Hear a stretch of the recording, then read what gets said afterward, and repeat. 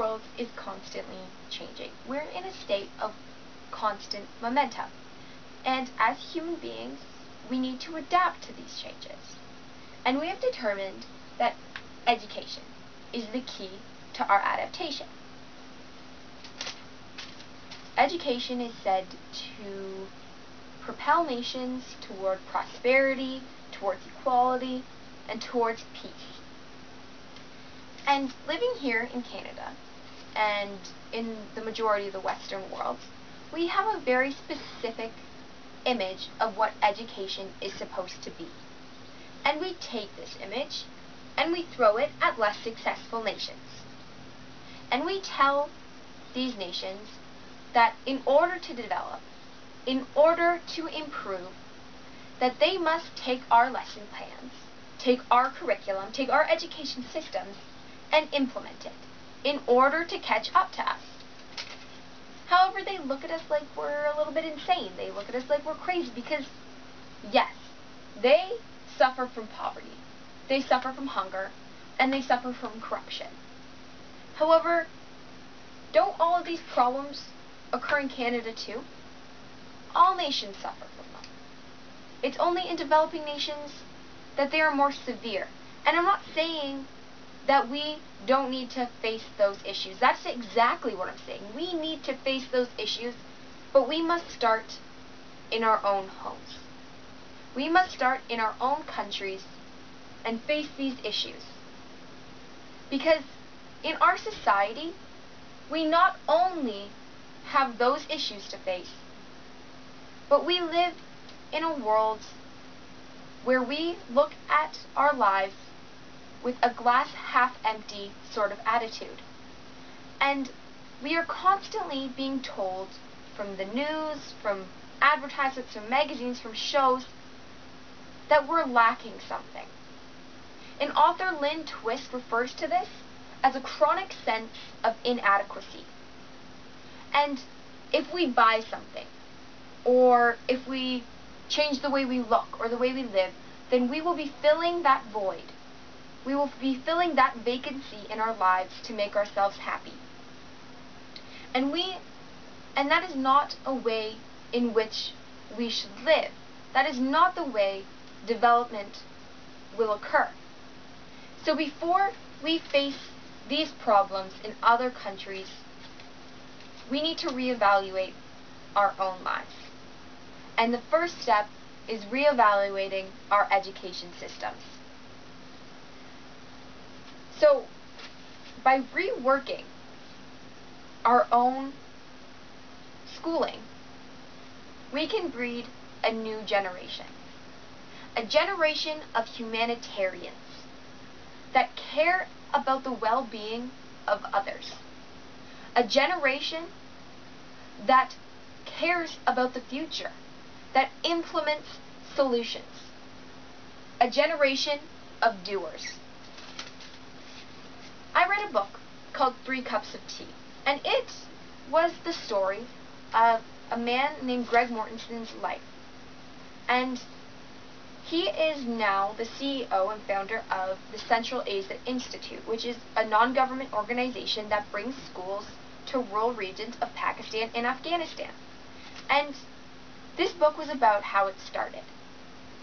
And somewhere near the middle, Mortensen has a quote, and it struck me as extremely interesting. It said that Haji Allah, who was the chief or clan leader of the original village in which he built a school, that Haji Allah had taught him to share 3 cups of tea, to slow down, and to make building relationships more important than building projects. He taught him that the people he worked with had more to teach him than he could ever wish to teach them. And for a well-educated, well-versed man to say this about uneducated, illiterate people was extremely interesting to me. And so I went on to read another book, a very similar concept called Free the Children by Craig Kielburger. And it also outlined Craig Kielburger's journey at the age of 13 across South Asia. And he came to a similar conclusion, that on his 7-week journey, he had learned more from the children working in carpet factories and on the street than he ever did during his 10 years in elementary school. And this information was extremely odd to me because I go to school, I sit in a classroom for 5 days a week, and I'm loaded with information. And I'm pretty sure I'm becoming very knowledgeable. I am accumulating all this knowledge. However, it really made me analyze the way I was being taught. Because education is not equivalent to learning. We have become stuck in the way in which students don't know any better. Students don't go to school anymore to learn. They go to be taught, and that's a problem. Because now our education has become so passive that we don't even realize how unprepared we're becoming. And that's because we're detached from everything we're learning. We're not connected to it. So this summer I went to Ecuador. And I went with 20 other students who were all around my age. And I went as a volunteer to build schools in rural regions of the Andes. And before I left, people would always ask me, well, Josie, why are you going? Like, what appeals to you about living in a third world country for 2.5 weeks? And I always find it extremely hard to answer that question. And I didn't find an answer until I was there. Because I wanted to have my life to have a meaning. I wanted my life to have an impact on the world. And more than an impact than it would have just sitting in a classroom being another student in Canada. And I didn't realize that until I was laying bricks, until I was working with these children, talking to them, getting to know them on a personal level, that I realized how much more I wanted my life to mean. Because it's easy to dehumanize them. It's easy to make them be a faceless statistic, because then it's easier to forget about them and to focus on your own troubles. But that isn't okay, because if we ever wish to move forward as a global community, we need to see everyone as people. And Stephen, our group leader, he shared a poem with us on the last day that we were there. And I'm going to read you a bit. And it's called With These Two Hands. We've got these 2 palms, 10 digits, that have so much power sometimes we don't even know what to do with it. The possibilities are endless, but opportunities are lost and wasted. It's senseless, because too often we choose to sit instead of stand, and end up sitting on our hands. So instead of making a difference, we become indifferent. Instead of acting, we sit, hope, and wish for something different. And it's a bad choice, not bad luck. And it leaves us handcuffed, slaves to our laziness.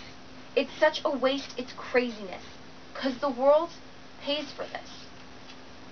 And then he goes on to challenge us, to make us stop sitting on our hands and to start acting on our ideas.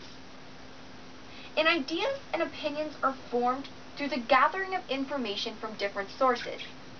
And our generation will be forced to face some pretty significant problems, and future generations will have to maintain our progress.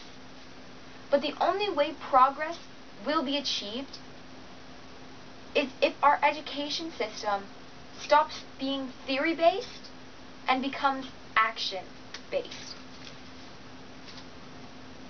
We all know all of the problems. They're shoved at us every day. We see the poverty, we see the hunger on the news, in the paper.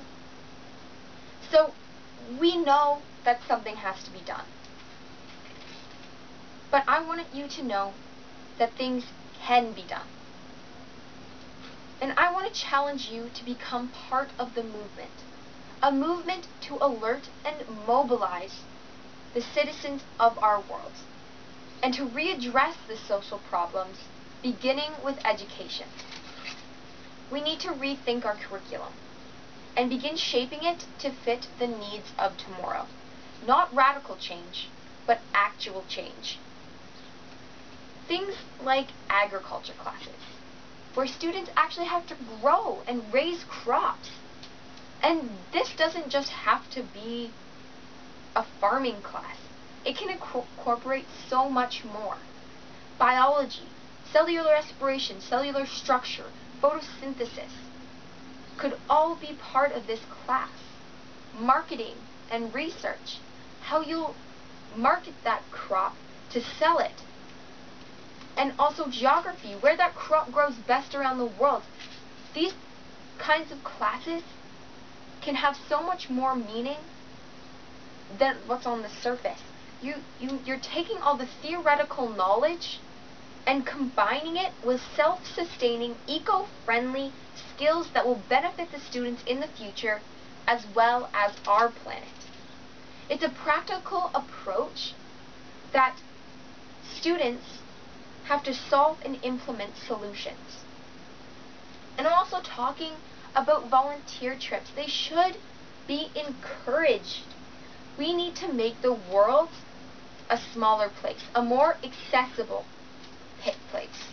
Because as Oscar Wilde once wrote, education is an admirable thing, but it is well to remember from time to time that nothing that is worth knowing can be taught. And that's the point. Students need to discover knowledge. We can't be handed to it and told to memorize it. Education has the power to change the world. And if molded correctly, I believe that peace and prosperity is possible for every nation of the world. We are on the brink of an educational reform. A transformation that will turn our troubled world into an ideal one. And people might say I'm unrealistic, but that's okay. Because being unrealistic means that I believe that humanity has the capacity for greatness. And if we strive to be the best, then we will succeed. Thank you.